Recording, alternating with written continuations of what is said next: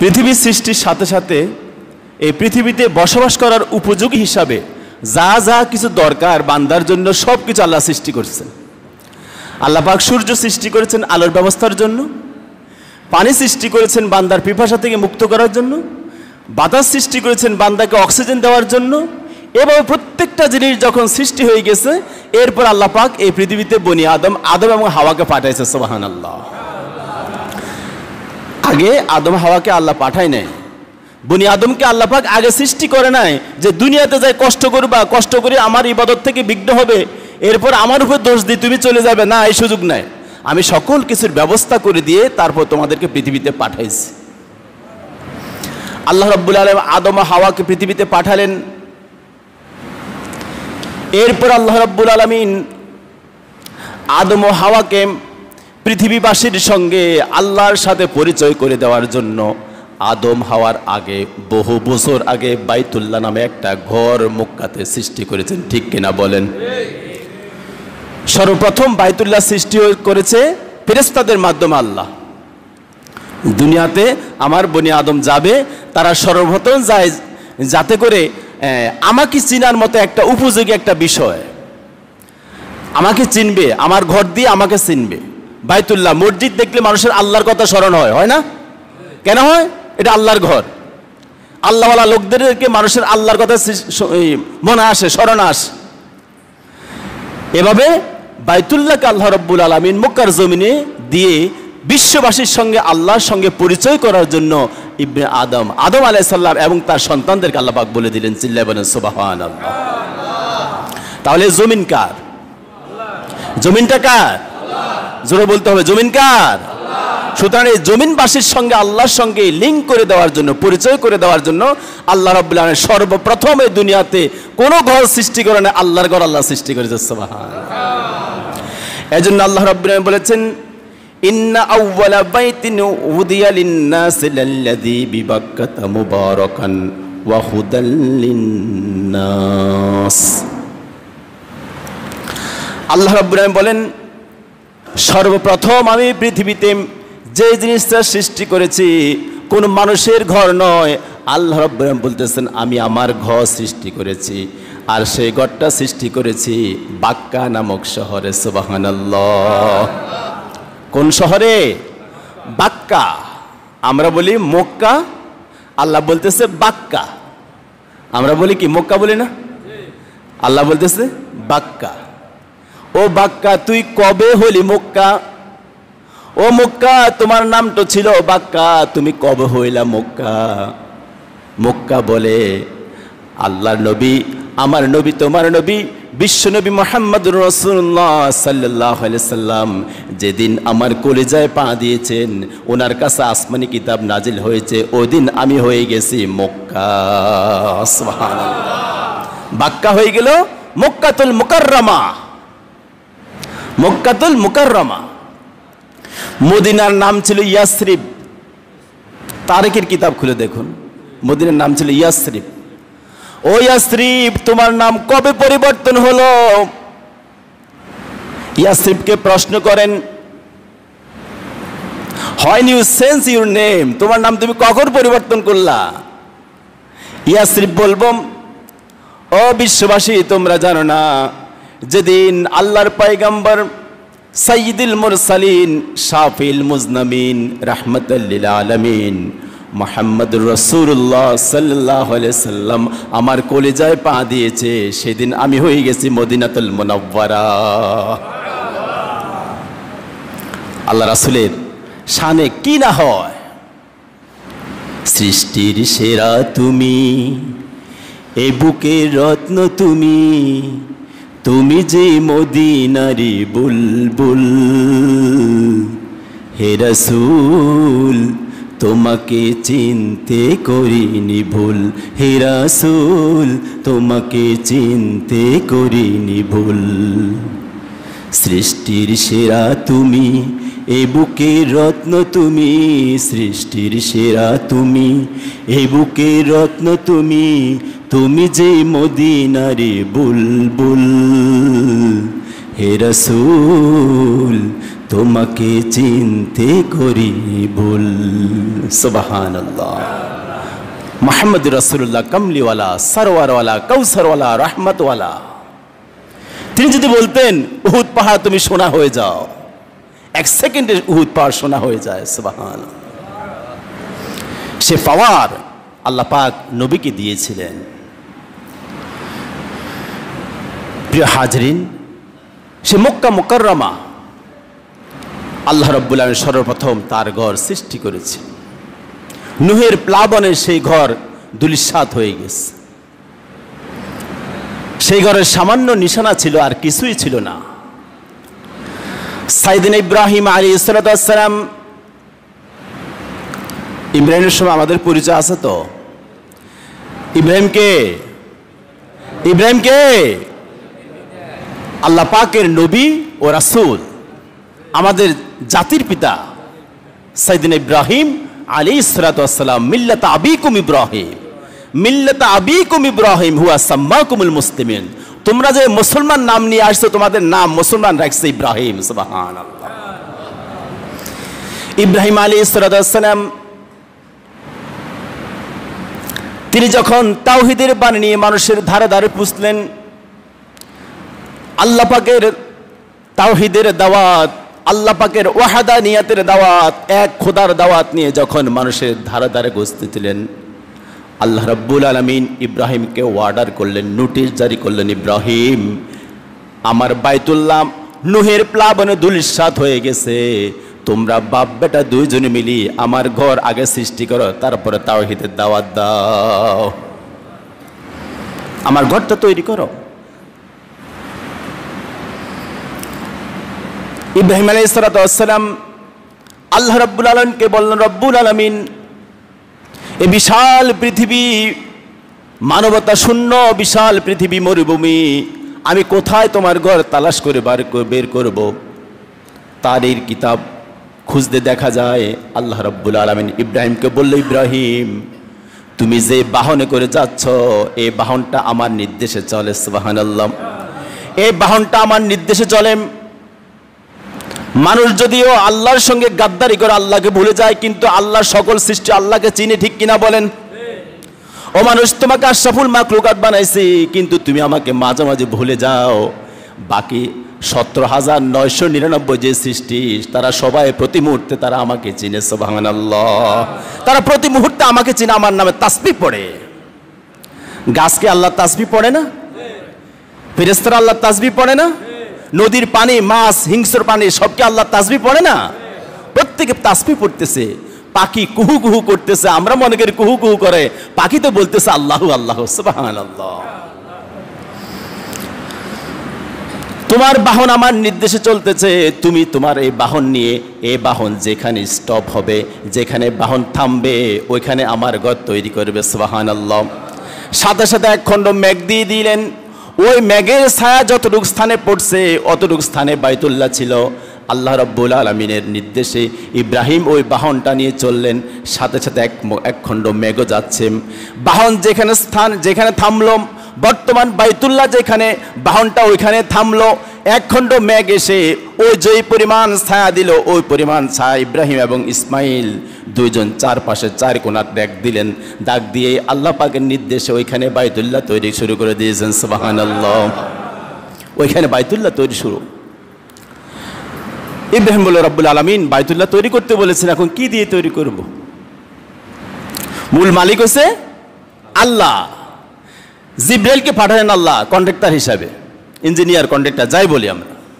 মিস্ত্রি, হেড মিস্ত্রি হলো ইব্রাহিম, আর যুগালি হলো ইসমাইল। সুবহানাল্লাহ। কাজ করে কার? আল্লাহর। বেতন দিবা আল্লাহ। কন্ট্রাক্টর হয়েছে জিব্রাইল, আর হেড মিস্ত্রি হয়েছে ইব্রাহিম, যুগালি হয়েছে ইসমাইল। আল্লাহ রাব্বুল আলামিন ইব্রাহিমকে, জিব্রাইলকে বলে, জিব্রাইল, 4টা-5টা পাহাড়ের কথা বলা হয়েছে, ওই 5টা পাহাড় থেকে তুমি পাথর এনে দাও। পাথর এনে তুমি জায়গায় কন্ট্রাক্ট করো, তুমি এখানে সব কিছু জমা করো। ইসমাইল মুসল্লা গোলে আর বাবার হাতে একটা পাথর ধরাই দেয়। বাবা সুন্দর করে একটার পর পাথর দিয়ে আল্লাহ রাব্বুল আলামিনের ঘরটা তৈরি করে ফেলেছেন। সুবহানাল্লাহ। কোরআন বলেছে, ওয়া ইজ বাওয়ানা লিইব্রাহিম মাকানাল বাইতি আল্লা তুশরিক বি শাইয়্যা ওয়া তাহহির বাইতি লিত-তাইফিনা ওয়াল আকিফিনা ওয়াল কাইমিনা ওয়ার রুকআইস সুজুদ। আমি আমার ইব্রাহিমকে আমার জায়গাটা নির্ধারণ করে দিয়েছি, বাইতুল্লাহ তৈরির জায়গাটা নির্ধারণ করে দিয়েছি। তারা বাপ ছেলে দুইজন মিলে বাইতুল্লাহ তৈরি করে ফেলেছে। আমি বলছি খবরদার কখনো আমার সঙ্গে কাউকে শরীক করিও না। সুবহানাল্লাহ, কখনো আমার সঙ্গে কাউকে শরীক করিও না। এবং আমার ঘরকে তুমি যারা তাওয়াফ করতে আসবে তাদের জন্য, যারা কিয়াম করবে তাদের জন্য, যারা রুকু সেজদা করবে তাদের জন্য আমার এই ঘরকে পবিত্রতা হিসাবে ঘোষণা দিয়ে দাও। সুবহানাল্লাহ, পবিত্র রাখবা। প্রিয় হাজরিন, এখন ঘর নির্মাণ কাজ শুরু হলো, একসময় কাজ শেষ হলো। কাজ যখন শেষ হয়ে গেল, আল্লাহ পাক এবার কোরআনে বলছেন, বাপ ছেলে দুইজনে মিলে আল্লাহর কাছে দোয়া করছে। অনেকগুলো দোয়া আমাদেরকে আল্লাহ পাক ইব্রাহিমের মাধ্যমে, কোরআনের মাধ্যমে আল্লাহ পাক শিখাচ্ছেন। ওয়া ইয ইয়ারফাউ ইব্রাহিমুল কাওয়াইদা মিনাল বাইত ওয়া ইসমাঈল, বাপ ছেলে দুইজন মিলে যখন আল্লাহর ঘর তৈরি করলাম, এবার তারা দোয়া করে, রব্বানা তাকাব্বাল মিন্না ইন্নাকা আনতাস সামিউল আলিম। আল্লাহ তুমি আমাদের পক্ষ থেকে এই ঘরখানাকে কবুল করো, আমাদের দোয়া কবুল করো। সুবহানাল্লাহ। এখানে একটা মাসালাম বিশ্ববাসীকে আল্লাহ রাব্বুল আলামিন পরোক্ষভাবে বলতেছেন, তোমরা আল্লাহর ঘর করো, নিজের ঘর করো, যাই করো না কেন, যখন ঘর করবে শুরু করবে আল্লাহর নাম নিয়ে, যখন ঘর শেষ হবে আল্লাহর কাছে এই ঘরের নিরাপত্তার জন্য বলতে হবে। কার কাছে? তাহলে সেই ঘরের নিরাপত্তা দিবে কে? সবকিছু নিরাপত্তা দেয় কে? আল্লাহ সবকিছু নিরাপত্তা দেয়। ইব্রাহিম আরো দোয়া করেন, ওয়া ইয ক্বালা ইব্রাহিমু রব্বি জাআল হাযা বালাদান আমিনা ওয়ারযুক আহলাহু মিনাস সামারাতি মান আমানা মিনহুম বিল্লাহি ওয়াল ইয়াউমিল আখির।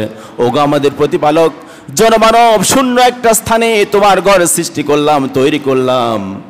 আগো আল্লাহ, ওগো আল্লাহ তুমি এই স্থানকে নিরাপদ করে দাও।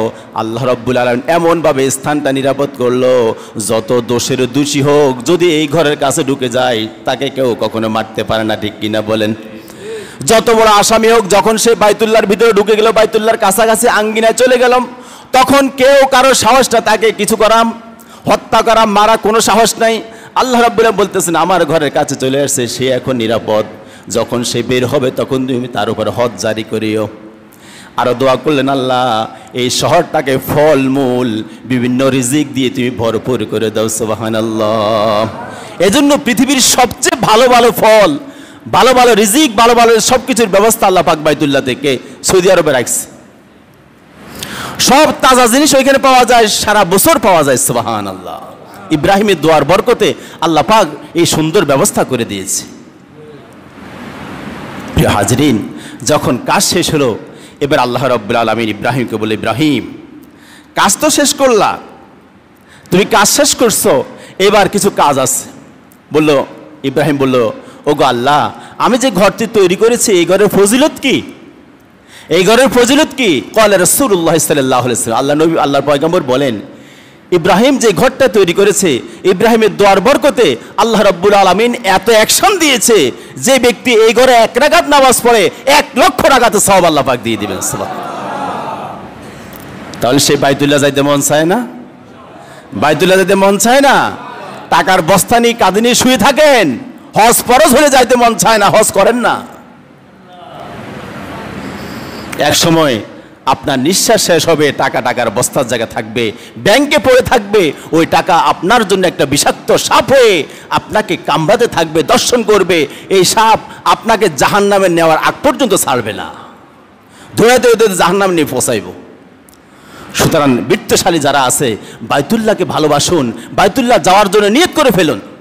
যাদের হজ ফরজ হয় নাই, উমরার জন্য নিয়ত করুন। সম্মানিত হাজরিন, এবার আল্লাহ রাব্বুল আলামিন ইব্রাহিমকে বলল, ইব্রাহিম হজের ঘোষণা দিয়ে দাও। ইব্রাহিম বলল, রব্বুল আলামিন জনমানব শূন্য মরুভূমির মাঝে ছোট্ট একটা ঘর তৈরি করেছি, এখন আমি কার কাছে হজের দাওয়াত দিব, কোথায় দাওয়াত দিব? আমার এই কথা কে শুনবে? আমার কথা কে শুনবে? আল্লাহ পাক বলতেছেন ওয়াযিন ফিন্নাসি বিল হজ্জি ইয়াতুকা রিজালান ওয়া আলা কুল্লি দামিরিন ইয়াতিনা মিন কুল্লি ফাজ্জিন আমিক। আল্লাহু আকবার। আল্লাহ রাব্বুল আলামিন বলে, ইব্রাহিম তুমি হজের ঘোষণা দাও, দেখতে পাবে এই ঘরের দিকে পৃথিবীর প্রত্যন্ত অঞ্চল থেকে, বাংলাদেশ থেকে, চীন থেকে, জাপান থেকে, আমেরিকা থেকে, ইটালি থেকে, সারা পৃথিবী থেকে সমস্ত মানুষ তারা পায়ে হেঁটে হেঁটে জানোয়ারের উপরে করে সাওয়ারি করে যেভাবে হোক আমার এই ঘরের সর্বমুহূর্ত 24 ঘন্টা প্রদক্ষিণ চলবে। সুবহানাল্লাহ। একটা মুহূর্ত আল্লাহর গড় প্রদক্ষিণ ছাড়া বাকি সময় বাকি থাকে না। যদিও হতো বর্তমান সরকার, সৌদি সরকার কিছু সময় বাইতুল্লাহ থেকে মানুষকে আলাদা করে ফেলেছে, ওটার শাস্তি সেই পাবে। মানুষের বিপদ আসলে মানুষ দৌড় দিয়ে মসজিদের দিকে, আর বর্তমান মানুষ পৃথিবীর এত দুঃসাহস, এত নোংরা মানুষ, কলিজা তাদের এত নষ্ট হয়েছে, তারা এখন মসজিদে তালা ঝুলাই দেয়, মসজিদ থেকে যাওয়ার জন্য, ফিরে যাওয়ার জন্য মানুষকে বলে। অথচ 100 মানুষ মসজিদে ঢুকতো, এখন মসজিদে বের হও বের হও বলে কিনা বলেন?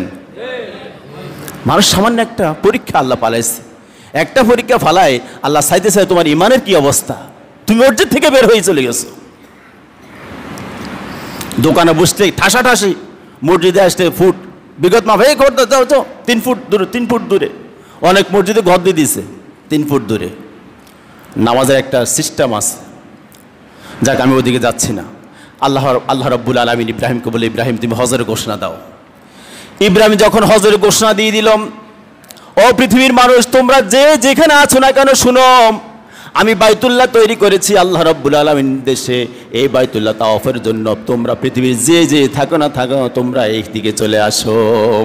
সাথে সাথে ইব্রাহিমের ঘোষণার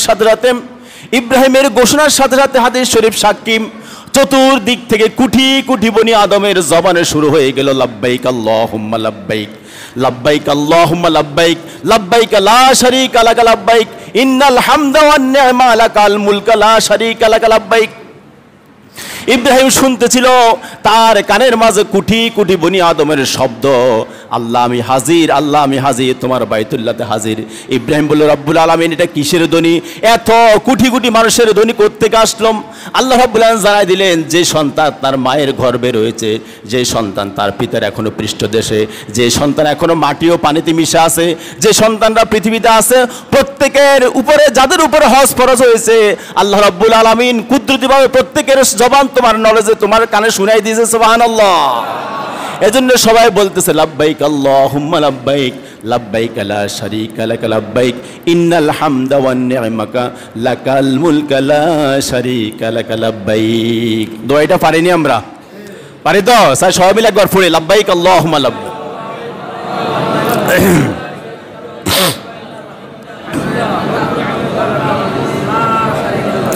আলহামদুলিল্লাহ, আলহামদুলিল্লাহ।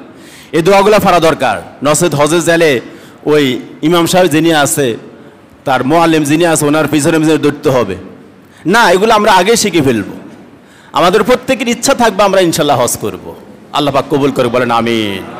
এই নিয়ত যদি থাকে, আল্লাহ পাক হয়তো একদিন না একদিন যেভাবে আপনার নিয়তের অনুযায়ী আপনাকে আমল করার তৌফিক দান করব। আর যদি না দেয়, আপনার নিয়তের কারণে আল্লাহ রাব্বুল একটা হজের সওয়াব আপনাকে দিয়ে দিব। সুবহানাল্লাহ। এতটুকু বিশ্বাস সকলে থাকতে হবে। প্রিয় হাজরিন, এবার আল্লাহ পাকের নির্দেশ হলো ওয়ালিল্লাহি আলান নাসি হজ্জুল বাইতা মান ইসতাতা ইলাইহি সাবিলা। যাদের হজ করার মতো যোগ্যতা আছে, হজে বাইতুল্লাহ আসা যাওয়ার খরচ আছে, যাদের পকেটে টাকা আছে, ব্যাংকে টাকা আছে, তাদের প্রত্যেকের উপরে হজ, জীবনে একবার হজ করা ফরজ। জীবনে একবার হজ করা ফরজ। কিছু বলছে নাকি? তাহলে আসুন,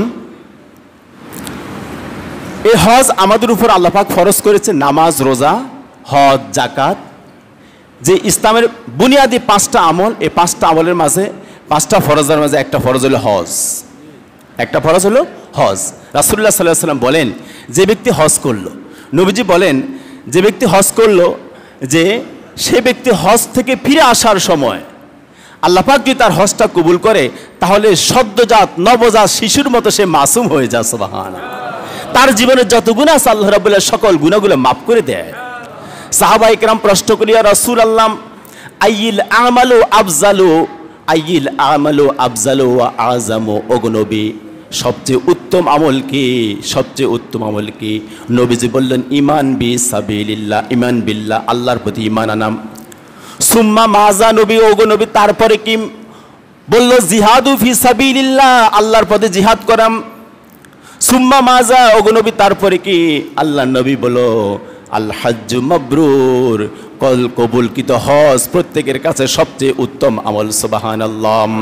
যে ব্যক্তির হজ কবুল হয় তার জীবনে কোনো গুনাহ থাকতে পারে না। আল্লাহ রাব্বুল আলামিন তার জীবন থেকে সকল গুনাহগুলো আল্লাহ কেটে দেন। সুবহানাল্লাহ। এবার আসুন, হজ যারা করবে না তাদের কি অবস্থা হবে?